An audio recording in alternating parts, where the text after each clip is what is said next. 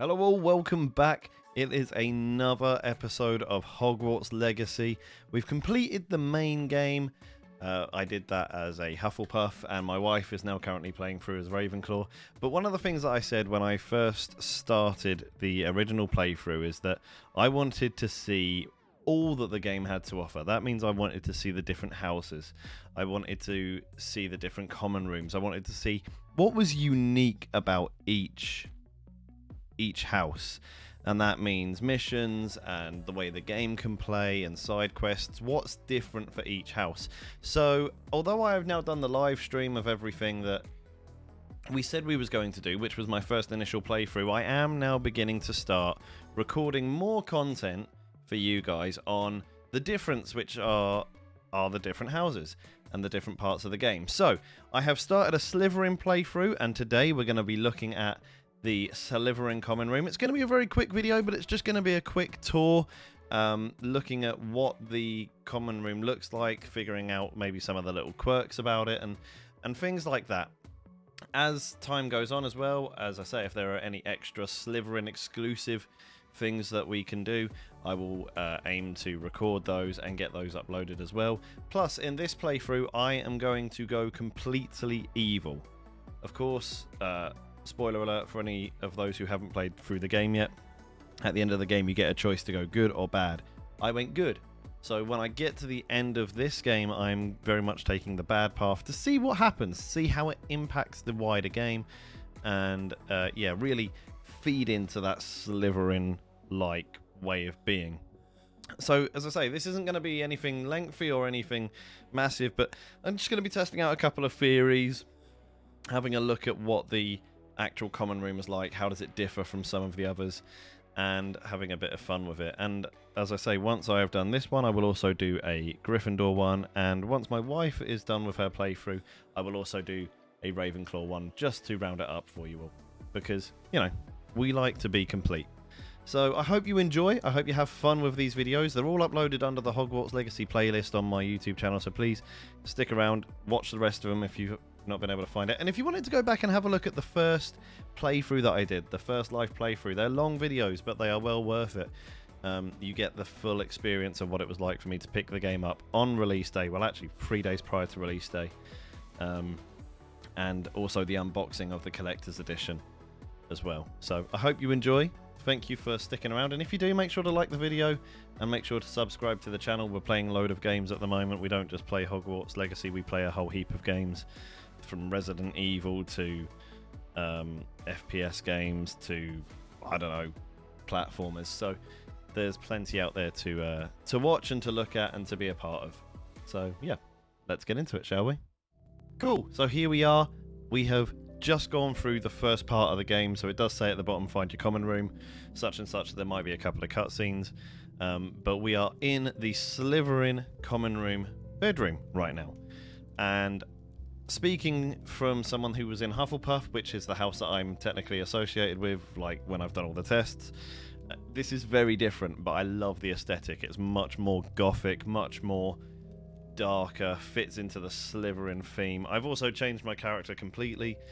We have Benoth Willeth. Or Benoth Willeth. There you go. Don't ask why. That's just the way it is.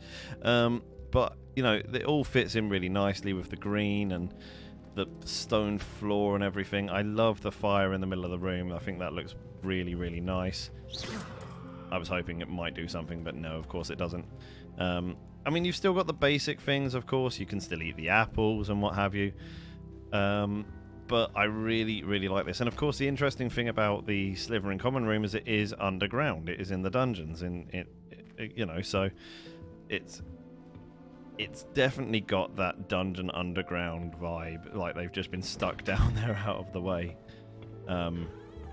Interestingly, there's several different ways around. This is a much bigger common room. I realised that the common room is in the other direction, but I didn't realise how many different areas of the common room there are. So these are all the different bedrooms, and they span the whole way around, whereas in the Hufflepuff one, you get one bedroom. from what I understand, you get one bedroom, you've got stairs in it which you can't go up as well.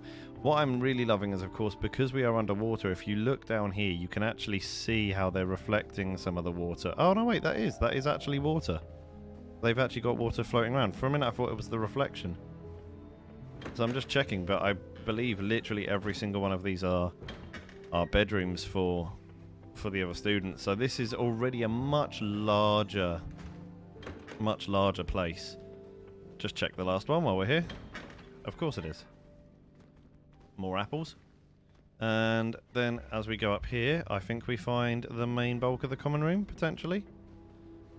As I say, very, very Slytherin, you know, skeletons and the whole kind of very dark vibe to the place. We're going to go down here to the main part of the common room to begin with. I tell you what, even just in its some introductions are in order. Even just in its basic size, we won't introduce ourselves right away. Okay, I will do that in my own time. This is more for you guys to see the basic kind of look of the common room. So we're going to start down at the bottom here, and then we're going to work our way up through the common room. But this is already twice the size of the Hufflepuff common room, which in comparison was really small. It was cozy. It played well into the Hufflepuff narrative. But I think this is I actually really like this. This is a really cool common room. Things from the harp and what have you. Now, I want to test this. I've seen videos on it, but I want to know whether this is real or not. Apparently, the sea creature that is under here will slam its tentacle up against the window if you shoot it enough times. So I want to see if it's true. 2,000 years later. Okay, chat, so that is really interesting. So I've just spent the last maybe 3-4 minutes aimlessly just firing at the wall. And now I know it does happen. I have seen it happen. So I wonder if there are other aspects of the game that have to happen before that happens. Like you have to meet or have that interaction with the sea creature before it happens. I don't know. But initially, to begin with, you cannot get the sea creature to do that attack on the window. And if you can, you've got a lot of time on your hands, because I've just spent 5 minutes or so just spamming attacks at the window. So that's really interesting. Either way, though, what is really cool, which I saw, is when you push yourself right up against the window, there is a lot of stuff that you can see. You can see the sharks, you can see kind of the underwater kind of world, and you know, the detail they've put into it is really good.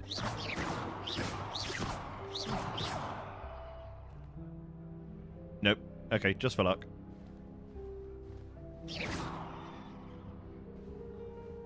No? Okay, fair enough. I mean, maybe Ominous has got something to play in it, but we'll wait and see. So, this general seating area is very, very, very Slytherin. It's very much what you expect out of the Slytherin Common Room. It's very exposed brick. Everything kind of feels almost cold, but warm at the same time. I love the way they've made it look.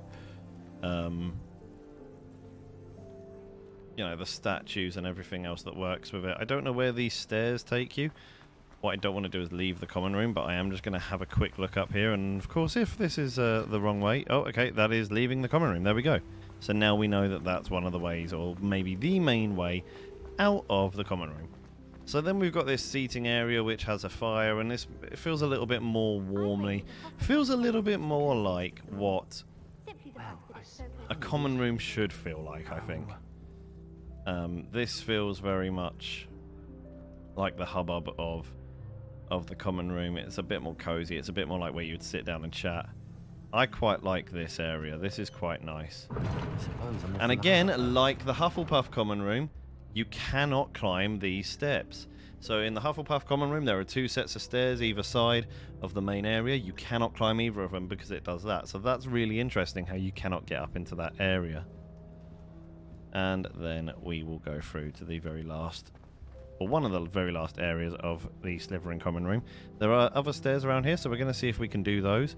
But again, you see, you know, very much about all the statues. It's got that very gothic vibe to it. I actually really like this common room, personally. This is my kind of common room. And of course, it wouldn't be without its massive massive statue of Salazar Slytherin, which you can get behind, which is very cool. You can get behind that, and there is a chest behind here, which is a level 3 unlock, so maybe we will come back at some point and unlock that. See what's so intriguing about that and why they put that there. And as you go up the steps, there is a door up here. We will go through there in a minute. There's a little seating area here. But here is another section to it. It's another bedroom. Another common room bedroom area. Complete with classic chess, which, as you can see, is playing itself. How is this game going to play out?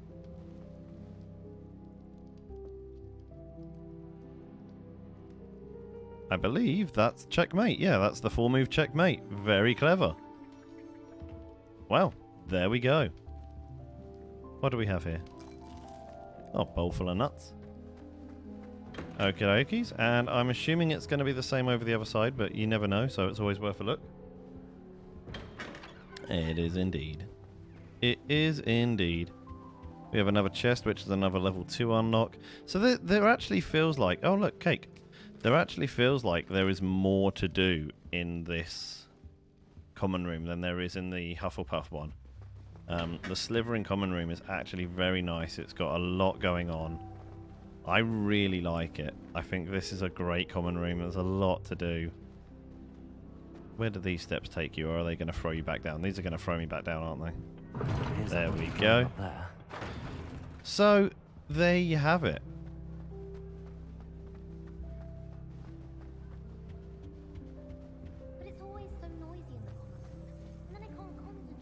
Right, I'm going to speak to a few people, and I'm going to work out whether I can make the thing slam up against the window.